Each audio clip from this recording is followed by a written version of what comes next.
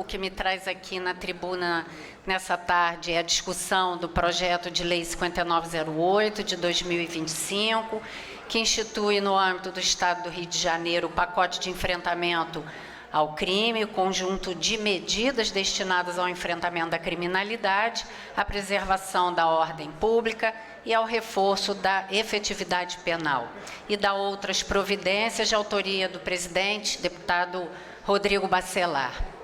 No entanto, como há muitos anos, na minha cidade, respondi pela pasta de assistência social, eu não poderia deixar de me furtar em falar, né, sobre o tema a partir de um outro olhar.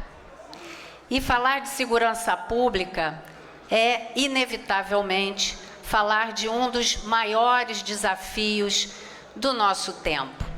Melhor dizendo, a insegurança pública que a nossa população, de fato, vive. E aqui já se disse em muitas falas que me antecederam. Mas quando nós pensamos em segurança, logo vem à mente viaturas, policiamento ostensivo, câmeras de monitoramento e operações emergenciais, que é necessário, não é, para dar efetividade à segurança que as ruas clamam. Mas hoje eu quero falar sobre o tema a partir de um olhar diferente, um olhar que parte da educação e de outras políticas sociais que se fazem necessários. Porque a segurança pública, ela é no combate da criminalidade que não nasce apenas nas ruas, mas de uma série de privações que a população mais vulnerável vive, não é, diuturnamente. Não há polícia suficiente que consiga dar conta de uma sociedade que não cuida de suas crianças e jovens com a devida atenção. Não há tecnologia capaz de substituir a força transformadora de uma escola que forma cidadãos conscientes, preparados e com oportunidades reais de futuro.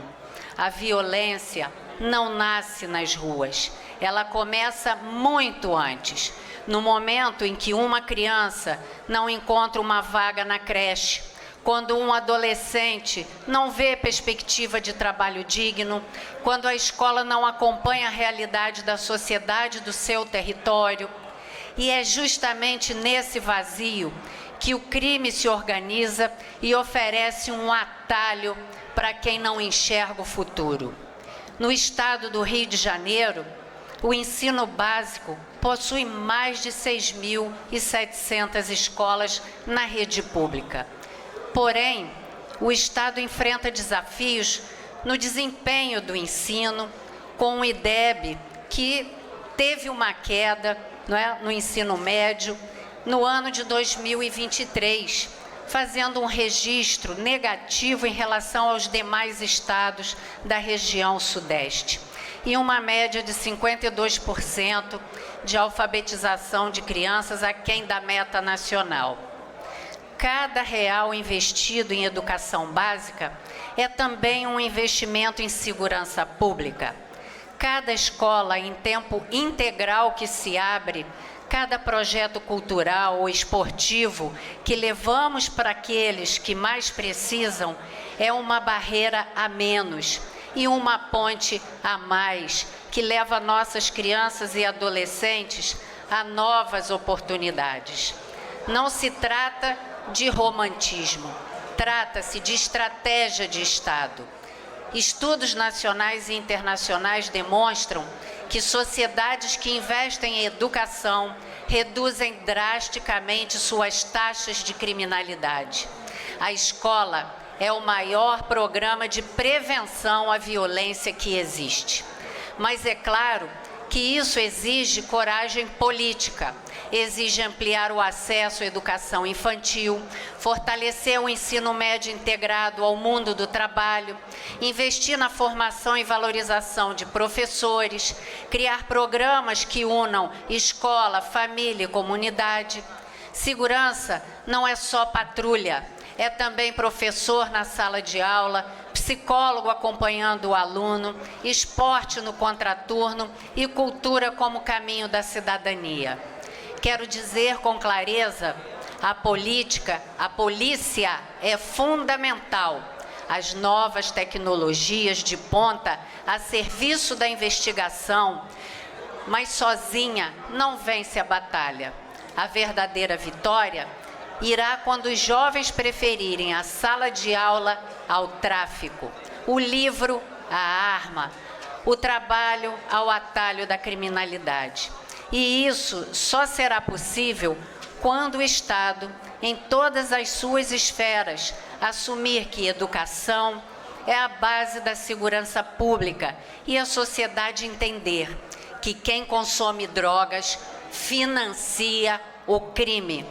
Portanto, se quisermos de fato construir um Rio de Janeiro e um Brasil mais seguro, precisamos começar pelo que é fundamental: escola de qualidade para todos, em tempo integral, com dignidade, inclusão e oportunidades, porque a paz se aprende e a violência se previne. No que diz respeito propriamente ao projeto de lei 5908, também apresentei algumas emendas.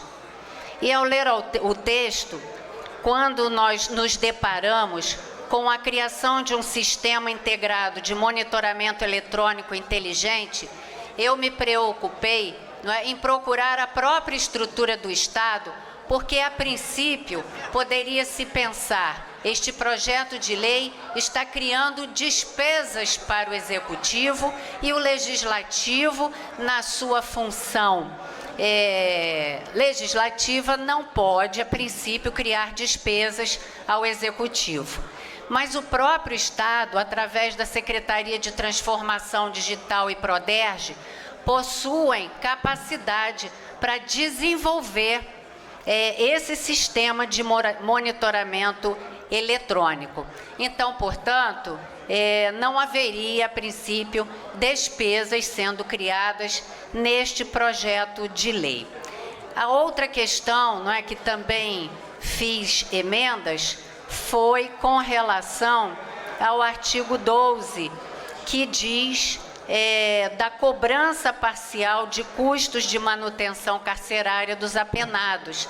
E aqui eu fiz questão, na emenda modificativa que fiz, de acrescentar, no fundamento que traz este artigo, apenas dizendo do artigo 29, parágrafo 1º da Lei de Execução Penal, também acrescentar a linha D, sendo artigo 29, parágrafo 1º, a linha D, combinado com o 39, inciso 8º, e suprimir o parágrafo 1º do artigo 12, porque ele menciona que o ressarcimento será limitado às despesas com alimentação, vestuário e higiene pessoal, que são de obrigação do Estado prover, segundo a LEP, porque lá no artigo 10 da lei, da Lei de Execução Penal, ela diz: a assistência ao preso e ao internado é dever do Estado, objetivando prevenir o crime e orientar o retorno à convivência em sociedade. E no artigo 11 ela diz: a assistência será, inciso 1º, material. O inciso 12, o artigo 12 da LEP, diz o seguinte: a assistência material ao preso e ao internado consiste no fornecimento de alimentação, vestuário e instalações higiênicas.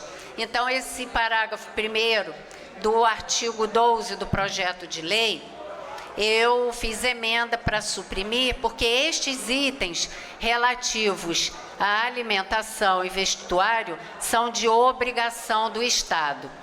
Ao passo que o artigo 39 da LEP, que diz dos deveres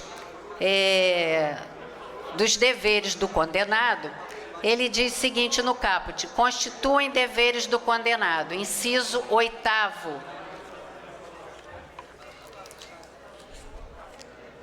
indenização ao Estado, quando possível, das despesas realizadas com a sua manutenção, mediante desconto proporcional da remuneração do trabalho. Então, fiz esse acréscimo ao caput do artigo 12 do projeto de lei, sob comento, porque compreendi que seria necessário para dar uma maior fundamentação à proposta, não é, do autor da matéria.